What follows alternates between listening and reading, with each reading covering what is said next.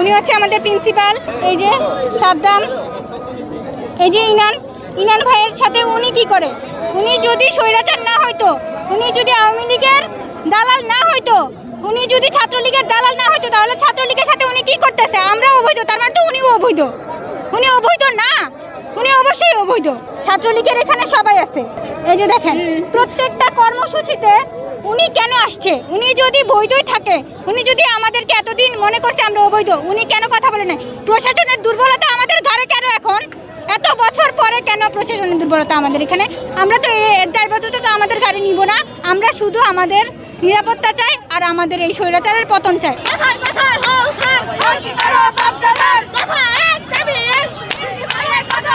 ম্যামদেরকে বলেছি যে ম্যাম, আমাদের মধ্যে যারা পলিটিক্যাল ফ্লোরে ছিল পোস্টেড, আমরা নিজেরা তাদের তালিকা দিয়ে নিজেরা ওদেরকে বের করে দিই।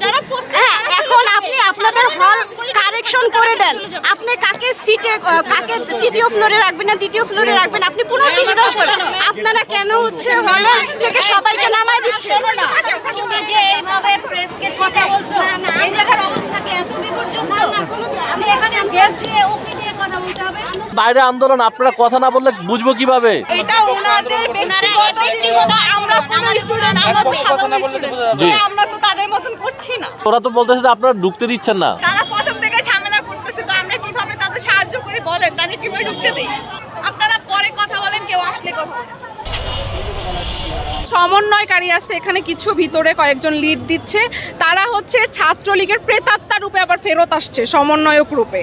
এটা আমার বলতেই হচ্ছে, কারণ তারা সাধারণ শিক্ষার্থীদের সাথে যারা হলে হচ্ছে এই যে বাইরে যে মেয়েগুলো ছিল তাদের সাথে অনেক রাফ বিহেভ করেছে, তাদের সাথে অনেক খারাপ ব্যবহার করেছে। তারা যদি সমন্বয়ক হয়ে ওইদিকে ফ্যাসিলিটি লাভ করতে চায়, আর এদিকে যদি আমাদেরকে বা যারা হচ্ছে এতদিন পলিটিক্যালি ছিল তাদেরকে যদি ছাত্রলীগ ট্যাগ লাগাই দিয়ে বলে যে আপনি ছাত্রলীগ, তাহলে তো হবে না। তাহলে জিনিসটা বৈষম্যটা কিন্তু রয়েই গেল। ওয়ালটন এসিতে ইনস্টলেশন একদম ফ্রি। আমরা কেউ হল ছাড়বো না, তো প্রিন্সিপালের সাথে কথা বলা হয়েছে, উনি আমাদের কথায় রাজি না। ওনারা কি বলছেন আপনারা? ওনারা চাচ্ছেন আমরা জিনিসপত্র নিয়ে নেমে যাই। আমরা কেউ সরাসরি ভাবে পলিটিক্সের সাথে যুক্ত ছিলাম না, যারা চিরস্ত ছিল তারা কেউ এখন হলের মধ্যে থাকতে চাচ্ছে না, তারা নিজেরা নিজ দায়িত্বে চলে যাচ্ছে। কিন্তু তা আমরা যারা ভিকটিমা ছিলাম, আমরা কখনোই হল পলিটিক্সের সাথে যুক্ত ছিলাম না। ওরা 80% সিট রাখছে বিধায় আমরা হলে উঠছিলাম। এখন তারা আমাদেরকে এই 80% সিটের আমরা প্রায় 300-400 মেয়ে আমাদের সবাইকে হল থেকে বের হয়ে যেতে বলছে।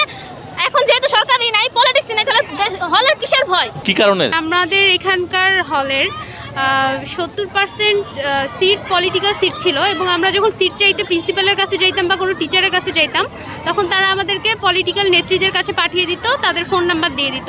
এবং আমাদের প্রিন্সিপাল ম্যাম নিজে যেহেতু দুর্নীতির সাথে জড়িত এবং তিনি নিজে যেহেতু ছাত্রলীগের সাথে জড়িত ছিলেন, আমরা যদি হল ছাড়ি তারও তো হল ছাড়া উচিত, ক্যাম্পাস ছাড়া উচিত। এই জন্যই আমাদের দাবি যে প্রিন্সিপাল ম্যাম যেন ক্যাম্পাস ছাড়ে। ওনারা যে বিয়াটা করছে, রাজনীতি বন্ধ করছে, সত্যি কি রাজনীতিটা বন্ধ হয়েছে নাকি ওনাদের মধ্যে থেকে নতুন রাজনীতি সৃষ্টি হইতেছে? কলেজে তো আরেকটা দল তৈরি হয়েছে, তারা আমাদের থাকতে দিচ্ছে না। এখন আমরা যারা দল তৈরি হচ্ছে তারা কারা? কারা সমন্বয়ক? আমাদের কলেজে তারা বলছে তারা সমন্বয়ক, অথচ তারাও নর্মাল স্টুডেন্ট, আমরাও নর্মাল স্টুডেন্ট। আমাদের কেন বৈষম্য করছে আমি এটা বুঝতে পারছি না। এখন তারা হচ্ছে প্রিন্সিপাল যদি বলে ছাত্রলীগের ট্যাগ লাগিয়ে দিয়ে যে ওরা ছাত্রলীগ বা ওরা পলিটিক্স করতো, এখন ওদেরকে থাকতে দেওয়া হবে না, তাহলে এতদিন এই প্রশ্ন কেন তুলে নাই? এখন কেন তুলতেছে? ছাত্রলীগ বা পলিটিক্যাল যেহেতু আগে থেকেই ছিল, তো আগে থেকেই কথা বলতো, আগে থেকেই মেয়েগুলোকে বের করে দিত। এখন এই মেয়েগুলো কোথায় যাবে? সবাই তো আর পলিটিক্সের সাথে জড়িত না। এই জন্য এখন সবাই অনেকভাবে প্রিন্সিপালকে কনভিন্স করার ট্রাই করেছে, তিনি কারো কথাই শোনেননি, সে কারো কথা কানেই নেয়নি। এখন সবাই এই জন্য বলছে যে এক দফা এক দাবি, প্রিন্সিপালের পদত্যাগ চাচ্ছে সবাই। যখন আমরা হলে কোথাও থাকতে পারতেছি না, তখন আমরা ম্যামদের কাছে যাই। ম্যামরা নিজেরাই বলছে যে আমাদের এখানে 70% সিট হচ্ছে পলিটিক্যাল আর 30% সিট হচ্ছে ম্যামদের আন্ডারে। তো যখন আমরা যাই, তখন ম্যামরা নিজেরাই হচ্ছে আমাদেরকে দেখায় দেয় যে সনি প্রভাতী আছে, ওদেরকে তোমরা বলতে পারো, তারা তোমাদের হচ্ছে থাকতে দিবে বা থাকার ব্যবস্থা করে দিবে। পলিটিক্যাল সিট থাকা মানেই যে আমরা পলিটিক্স করছি, আমরা স্বৈরাচারের সাথে ছিলাম এইরকম তো না। এখন যখন স্বৈরাচার পতন হয়েছে, এখন আমাদের ক্যাম্পাসে নতুন স্বৈরাচারের উদ্ভাবন হয়েছে।